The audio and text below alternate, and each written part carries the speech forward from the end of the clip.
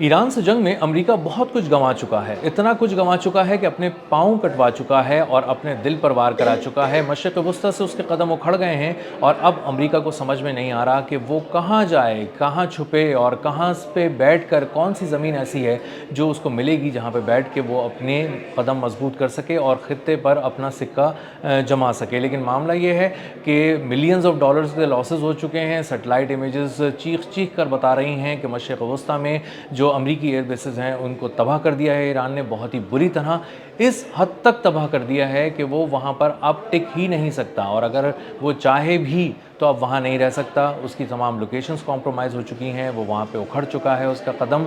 उसका वजूद, और अब उसको कोई नई दुनिया तलाश करनी पड़ेगी। मेरा नाम अज़हर अली ख़ान है और आप देख रहे हैं आज की बात। अमेरिका कोशिश करता है कहीं ना कहीं कि वो ईरान पर कुछ ना कुछ दिनों के बाद हमला करके ये देख सके कि ईरान की कैपेबिलिटी कितनी है, सलाहियत कितनी है, उसमें दमख़म कितना रह गया है और क्या वो अब भी एक बड़ी जंग के लिए तैयार है। और जब कभी भी अमेरिका ईरान पे इस तरह से हमले करता है कि जब वो किसी उसके जजीरे पे हमला करके देखता है, उसकी ड्रोन फैसिलिटीज़ पे करके देखता है, मिसाइल साइट्स पे हमला करके देखता है, तो ईरान उसको ऐसा मुंह तोड़ जवाब देता है कि अमेरिका फिर एक बार जो चकरा कर रह जाता है और सोचता है कि ये ईरान में ऐसा क्या हासिल कर लिया है कि उसके बाद अब वो कहीं रुक ही नहीं रहा। और जब कभी ईरान चाहता है अपनी मर्ज़ी, अपनी पसंद की जगह पे हमें मारता है और हमारे जो अखराजात हैं, हमारे जो नुकसानात हैं वो अरबों डॉलर तक पहुंच गए हैं। तो जो लेटेस्ट फिगर्स आ रही हैं वो बहुत ही ख़तरनाक हैं, खौफनाक हैं अमेरिका के लिए, क्योंकि उसकी सिर्फ एक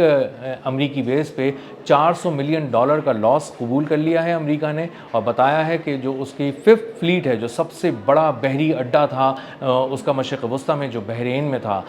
उसको उस पर इतनी तबाही मचाई है ईरान ने कि $400 मिलियन का उसमें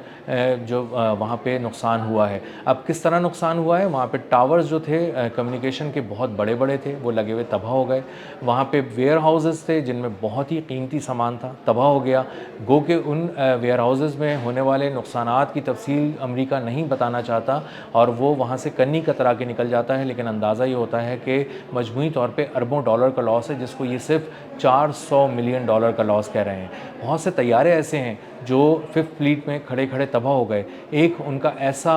वहाँ पे आँख लगी हुई थी जो 5000 किलोमीटर दूर तक देखती थी, जो उनका रडार था और बहुत ही कीमती रडार था, जो $1.1 अरब का था। और वो एक रडार होना ही मशरिक़ वस्ती में काफ़ी था। वो समंदरों को देखता था, फ़िज़ाओं को देखता था, ज़मीनों को देखता था, 5000 किलोमीटर दूर तक देखता था। उसको भी ईरान ने बहुत ही कामयाबी से ड्रोन्स के ज़रिए तबाह कर दिया और बहुत ही सस्ती कार्रवाई में एक महंगा तरीन नुकसान किया। इसी के साथ साथ बहुत सा गोला बारूद ऐसा था, बहुत सारे दिफाई निज़ाम ऐसे थे जो 5th फ्लीट के हेडक्वार्टर्स में वहाँ पे लगाए गए थे, जो उसकी हिफाजत के लिए थे। मल्टी लेयर डिफेंस सिस्टम थे, अरबों डॉलर का वहाँ पर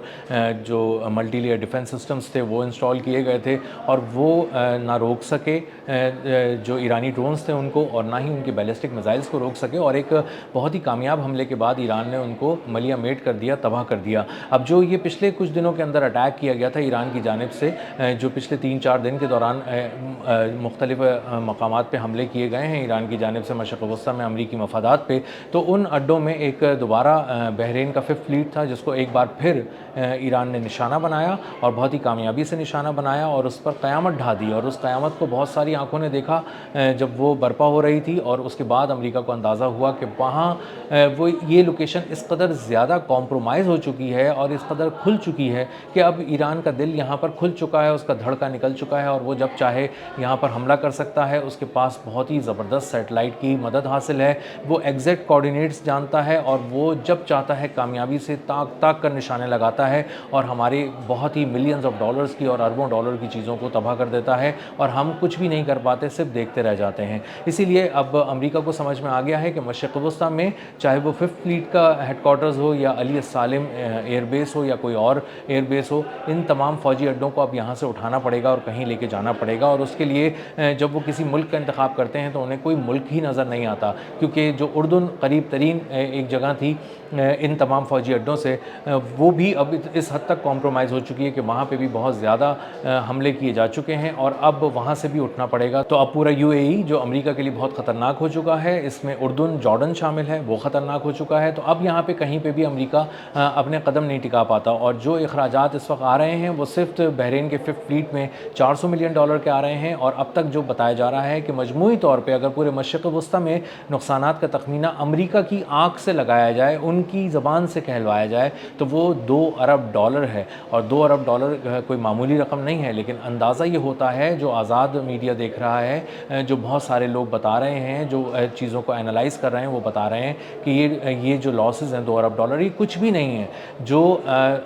نقصانات پہنچائے گئے ہیں, جو چوٹ لگائی گئی ہے امریکہ کو ایران کی جانب سے پچھلے 4 ماہ کے دوران, وہ بہت ہی کاری ہے, اور اس کی ہر ضرب پہلے سے زیادہ شدت کے ساتھ امریکہ کے ساتھ ٹکرائی ہے, آ کے اس کو لگی ہے. اور